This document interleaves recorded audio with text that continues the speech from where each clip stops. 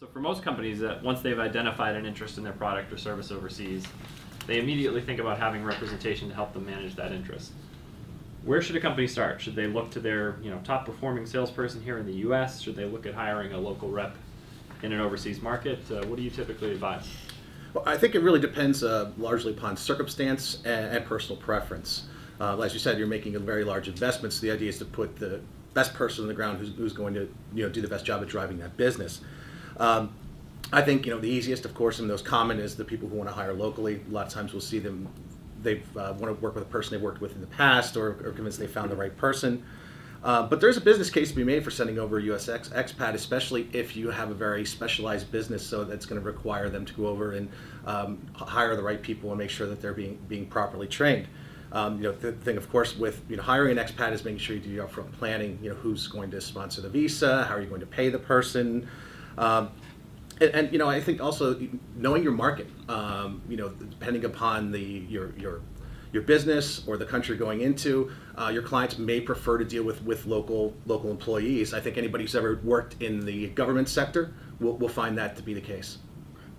Thank you. And it's obviously not just as simple as putting somebody on a plane and sending them into a new market or picking up the phone and hiring somebody. Beyond simply budgeting for salary, you also have other unexpected considerations for bringing somebody on overseas. What types of things should businesses be thinking about, especially when they're structuring a compensation package? Yeah, I think everybody wants to attract and retain the best employees without having to overpay. And I think in order to do this effectively, you need to understand what's required not only from a regulatory standpoint, but also from a cultural standpoint. I think Europe is a really good example of that, in that there's a lot of government-run healthcare. In many countries, it's sufficient, but in others, it lacks in certain areas. So employers are going to expect that you're going to give them supplemental health. Another example of a regulatory standpoint is stock options. They're very popular here in the U.S. And is considered part of any package, but they're handled. Every country handles them differently when you go overseas. UK, for instance, you need to have an employee sign what's called a joint election waiver. Otherwise, if you don't, when they exercise those options, the company will be responsible for paying the taxes. Whereas if you get them to sign the waiver, they agree to be responsible for their own taxes. And the important thing to remember there is you have to do that as you're signing them up, because a lot of times what we've seen is once they come on board and you try to get them to sign it, they're not as inclined to do so. Belgium is another example where in Belgium you're taxed upon the receipt of the options, not when you exercise them. So they don't always carry as much weight in a country like that. I think, and then from a cultural standpoint, I think France is a great example of both regulatory and cultural, because you have to deal with both French law as well as collective bargaining agreements, and depending upon your company, your business, and the level of the person is where they go into that collective bargaining agreement. And in France, titles are very important. It's a status thing. Italy's another example where status can be important. Depending upon the level of employee, they expect that you're going to offer them a company car. Thanks, Bill. What about employment contracts? Can a U.S. employer just sign somebody up in a foreign country on a U.S. employment contract? You can, but it won't be valid. You have to remember, at-will employment doesn't exist anywhere outside the continental United States. So using a U.S. offer letter or an employment contract, it really won't carry any weight. And should there be any type of discrepancy, the courts will generally side with the employee on that. Okay, that's very good to know. What about the distinction between a contractor and an employee? I know this is something we come across quite a bit, where a company doesn't really know, do they have a full-time employee in a foreign country, or is this person just working for them on a contract basis? So how do you define the distinction between the two, and why do you think that that's important for companies to know? Yeah, I think it's very common practice for companies to utilize a distributor relationship or a contractor as they're going in to test new markets. And there's nothing wrong with this practice. I mean, there's a good business case for using both. But the universal definition of a contractor is someone who works for you part-time and has more than one client. Otherwise, they're considered what I'll refer to as a de facto employee.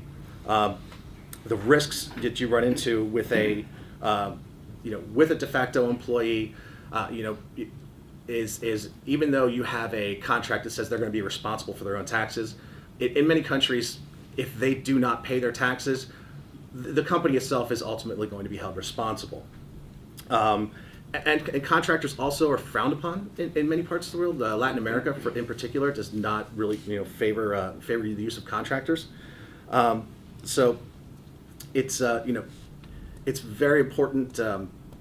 Otherwise, to think of having that person be their own company, make sure that they're incorporated, because what we have seen happen is you will be working with this person for a year or two, and decide that this is just not working. You're going to get out of that market.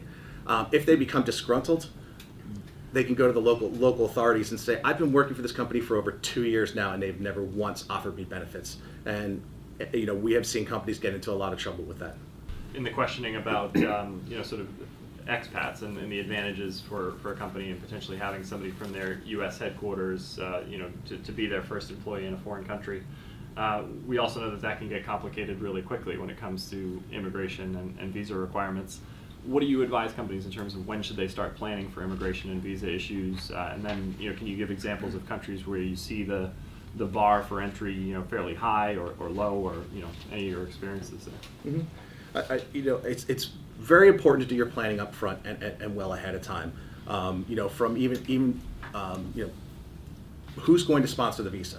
There are in some instances we have seen companies who their clients overseas are willing to do that, but the problem you run into there is they end up having to be responsible for taxes, and eventually they get tired of that, so they no longer want to do that, and then you're really left in an awkward position.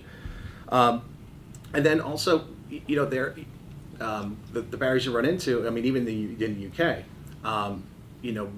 you can, once you register your entity, it takes a certain amount of time before you're actually able to sponsor a visa. Now there are certain visas that are available, such as a sole rep visa that is really designed for a person to go into that country, set it up, hire folks, but they have to be the first person hired. If you have already hired 3 people and want to send them over there, it's just not going to work. But the other things to consider is, how are you going to pay this person? How are you going to insure this person? The goal here is how do you keep them whole?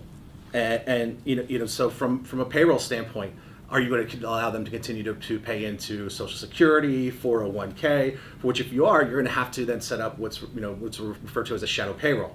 So that way you're going to pay the taxes in the U.S. plus you're going to be responsible for paying taxes in the host country.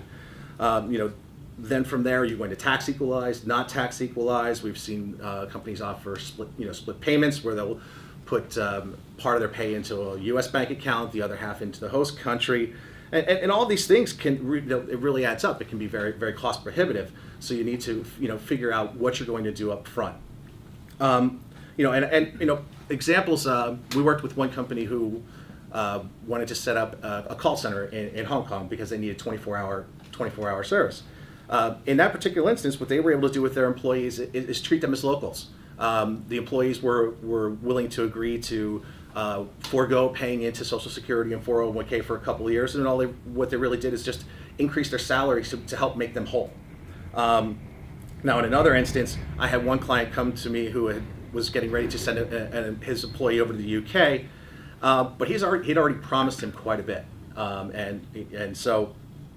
He promised him the split payments, the shadow payroll, all of those things, and in the end, he ended up paying 2x what he had budgeted for in the first place.